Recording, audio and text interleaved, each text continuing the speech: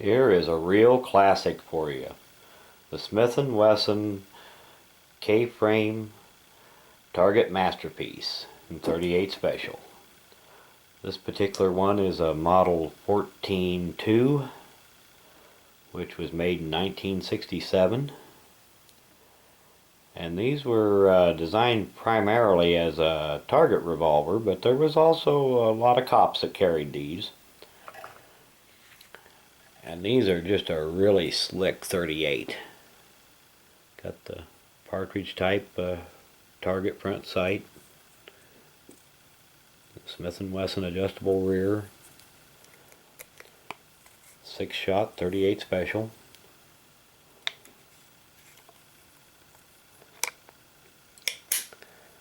Oh, and on Smith & Wessons, if you're looking for the model number, assuming that they were made after 1957, you'll find the model number on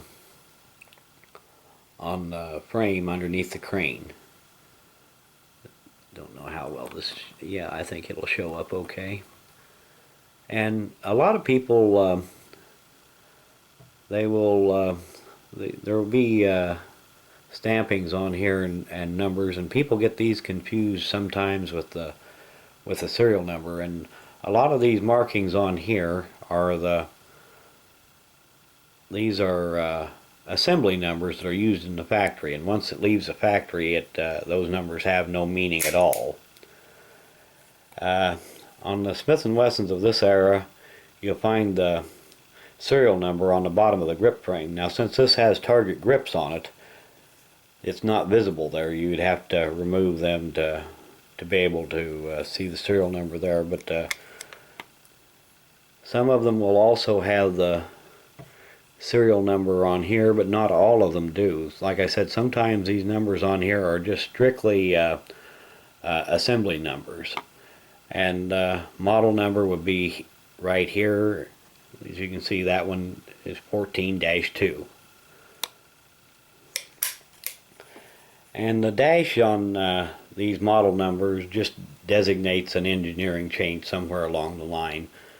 In 1957, they were simply the model 14, and then various engineering changes made it, -1, -2, -3, -4, and so on and so forth. And this one here has seen its share of use. But still, for its age and as much as it's been used, it's still in pretty good condition. These guns were made to last. And I have no idea how many rounds this thing has had through it. I bought it in the late 90s, and it was well used then, and I have shot it a lot myself. But still, you can see where there's some freckling on it, and probably from poor storage from before. It was in about that condition when I bought it. You can see some of the freckling here.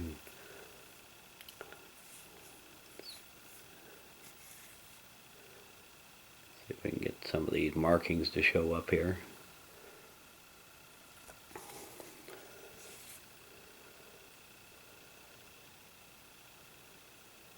Oh, and one thing that I should point out about Smith & Wessons I don't think I've mentioned before. You'll hear the Smith & Wesson people talk about 5-screw frames, 4-screw frames, and 3-screw frames. And that just designates how many screws are in the side plate of the gun. Now, this one is a 3-screw. We'll see one here, and then there is one underneath the grips back here. Now, older ones, the 4-screw model, also had a screw that went into the trigger guard here. And the 5-screw one had another side plate screw right up in here. So that's what they're talking about when you hear the Smith & Wesson collectors talk about that. But the K38 Target Masterpiece is a really slick gun. They have really nice actions on them. double action, and the single action trigger pull on these is just outstanding. This one here, I don't know if this one has ever been worked over or not, but the double action pull is not as good as what you'd find on a Colt Python, but pretty good.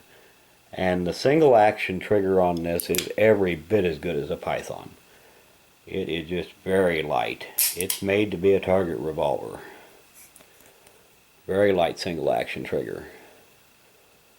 Decent sights. And just very nice gun. And another thing you'll hear the Smith & Wesson collectors talk about is pinned and recessed. Now the pinned part is that the barrel is pinned to the frame. You can see the pin right here. Now later on, say about early 80s, Smith & Wesson went to using just a press fit barrel, and they eliminated that pin. And when they talk about recessed, they're talking about recessed chambers. Now the 38s never did have recessed chambers. But on the bigger calibers, say like the 44s and so on and so forth, they would have the chambers recessed here, where the head of the cartridge would set down flush across here. Now these just set out, and of course there is plenty of room, you know, between the cylinder and the frame for the head of the cartridge. Of course, you know, all revolvers, or almost all revolvers, use a rimmed cartridge, where most auto pistols use a rebated or rimless cartridge.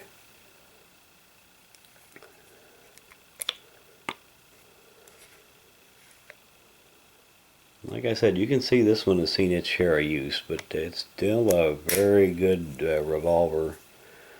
And I'm sure that it will be a very good revolver for many, many years to come if it's well taken care of. And I always try to take care of my guns pretty good. You can see where up in here at one point it has had a bit of rust that I've cleaned off. And I tried to clean it off lightly enough that I didn't remove the blue, and that's kind of a touchy thing to try to do when you've got some surface rust, to try to clean it off without removing your finish too. Right there, I was afraid to try to clean any. I think I got it to where, you know, the rust is gone and the finish is still there. I'm afraid to do any more to it, or else I'll have bare metal there. And like Smith & Wesson's of the era, it's got the nice case-hardened trigger and hammer. The firing pin is mounted on the hammer. These are just a very slick old gun. Nice shooting cartridge. The 38's been around for over 100. The 38 Special been around for over 100 years, and it's still a pretty good cartridge today. You know, it's kind of underrated in my opinion. You know, it's not a 357 Magnum or anything like that, but it will get the job done for most things. So anyway, I thought I'd let you have a quick look at this thing. I'm going to do a shout out on this video as well here at the end, and this one goes to TheShermandale. And this guy has got some very good videos up, and I'm sure that a lot of you are already familiar with him, but I thought I'd give him another plug here anyway. His channel's been growing, and there's a good reason why it's been growing. He's got some good stuff on there. And if you look in the description of this video, you'll find a link where you can find his channel and go check it out. And thanks for watching.